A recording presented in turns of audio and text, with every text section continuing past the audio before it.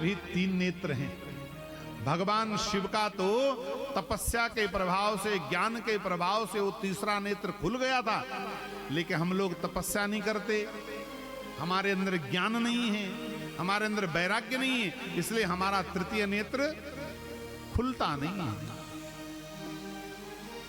जहां पर हम तिलक करते हैं वहीं पर तृतीय नेत्र होता है। ज्ञान मुद्रा में बैठ करके उसी जगह पर ध्यान लगाओ। क्या ध्यान करो? जिस भी भगवान की आप पूजा करते हैं ना, उसी परमात्मा को या इस जगह पर देखो, नेत्र बंद करके, और वहीं ध्यान आपका लग जाएगा। धीरे धीरे अभ्यास होगा। पहले 1 मिनट भी ध्यान नहीं लगेगा। जबरदस्ती करने की जरूरत नहीं है, जबरदस्ती नहीं। अगर 1 मिनट में आपका ध्यान हट गया तो हटा दो, छोड़ दो, अगले दिन प्रयास करो। हो सकता है अगले दिन 2 मिनट लगे, अगर नहीं भी लगे तो छोड़ दो।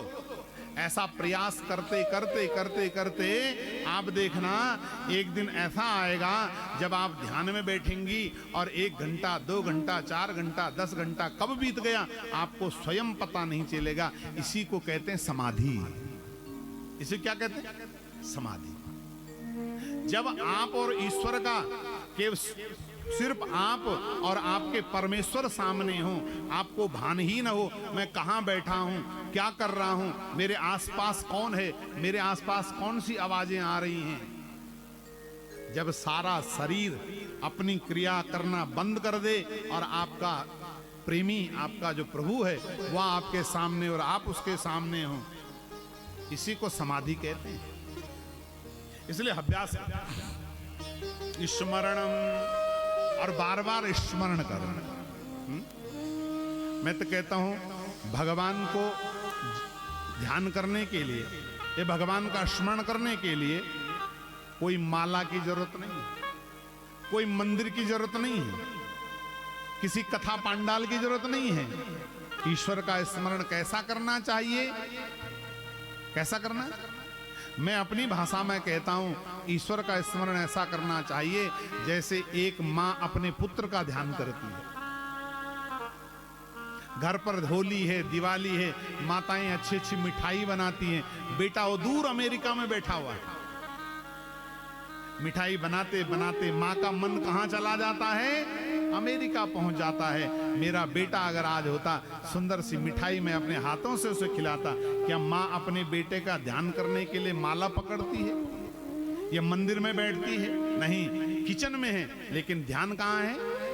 अमेरिका में बेटे के पास। उसी प्रकार से भगवान पर आपका ध्यान होना चाहिए, तब ध्यान है।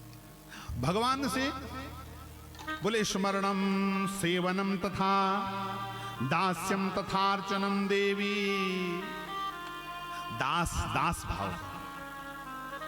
हे प्रभु, मैं आपका दास हूं, आप मेरे स्वामी हैं। दास का मतलब भगवान से संबंध जोड़ो। जब किसी से हमारा संबंध होता है उसी की याद आती है, ध्यान रखना। जो संबंधी होते, पिताजी का ध्यान आएगा, अरे मेरे पिताजी कैसे होंगे। माता जी का ध्यान आएगा, भाई का ध्यान आएगा, बेटी का ध्यान आएगा, बहन का ध्यान आएगा, जीजा फूफा सबका ध्यान आएगा। जो हमारे संबंधी हैं उन्हीं का ध्यान आएगा। लेकिन संसार में तो इतने लोग घूम रहे हैं, इनका ध्यान क्यों नहीं आ रहा है? क्योंकि उनसे हमारा कोई डायरेक्ट संबंध नहीं है, इसलिए उनका स्मरण नहीं आ रहा है। और जिनसे हमारा संबंध है उन्हीं का ध्यान आता है। इसलिए भगवान से संबंध जोड़ो। भगवान कहते हैं कि मैं भगवान नहीं हूं। क्या? मैं भगवान नहीं हूं। मैं तो, तुम बेटा बनाओ मैं बेटा बन जाऊं। यशोदा ने बनाया था, देवकी ने बनाया, उधर कौशल्या भगवती ने बेटा बन गया। कहा कि बोले तुम मुझे अपना नौकर बना लो, क्या दिक्कत है, मैं नौकर बन जाऊंगा।